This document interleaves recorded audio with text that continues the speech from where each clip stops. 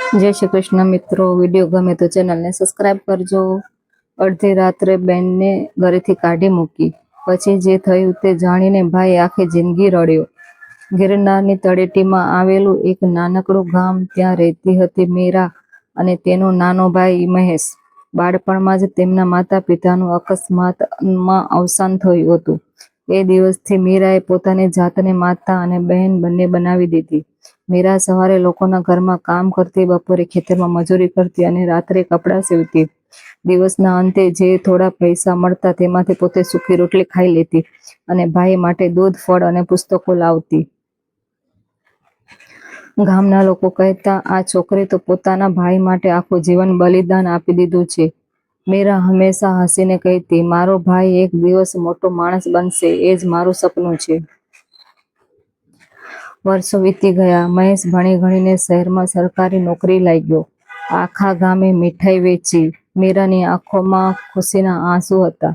તેને લાગ્યું કે હવે તેના બધા દુઃખ પૂરા થઈ ગયા. થોડા સમય પછી મહેશના લગ્ન થયા. શરૂઆતમાં ભાભી મીરા સાથે પ્રેમથી રહેતી હતી, પરંતુ ધીમે ધીમે વાતો બદલવા લાગી.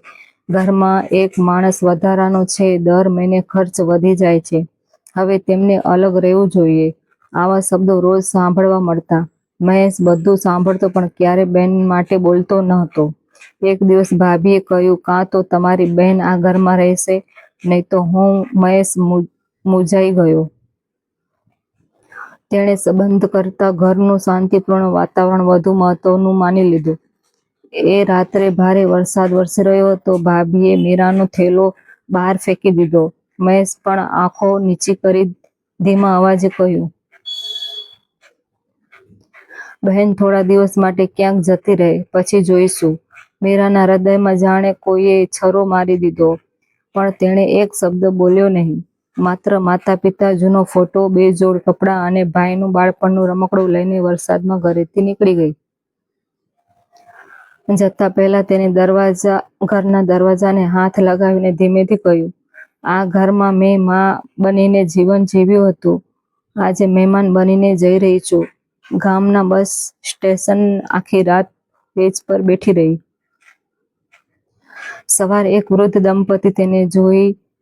તેમણે પૂછ્યું, બેટા અહીં કેમ બેઠી છે? મીરાએ બધું કહી દીધું. વૃદ્ધ દંપતીએ કહ્યું, આજથી તું મારી દીકરી.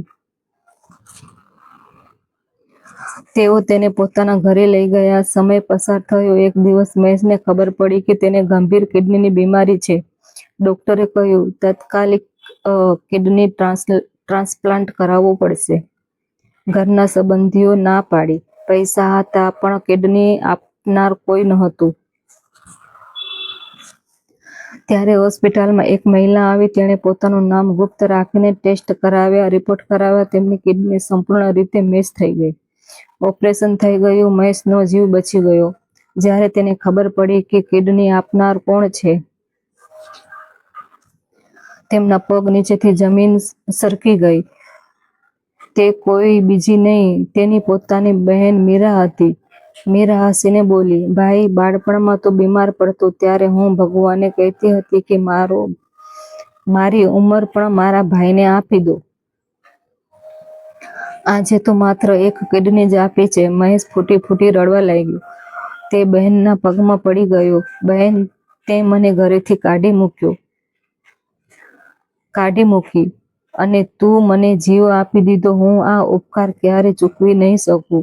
મીરાએ ભાઈના માથા પર હાથ ફેરવ્યો અને કહ્યું, ભાઈ બહેનનો સંબંધ ઉપકારોનો નહીં, પ્રેમનો હોય છે. બહેનનું દિલ તૂટી શકે, પણ ભાઈ મોટી દુઆ ક્યારે બંધ થતી નથી.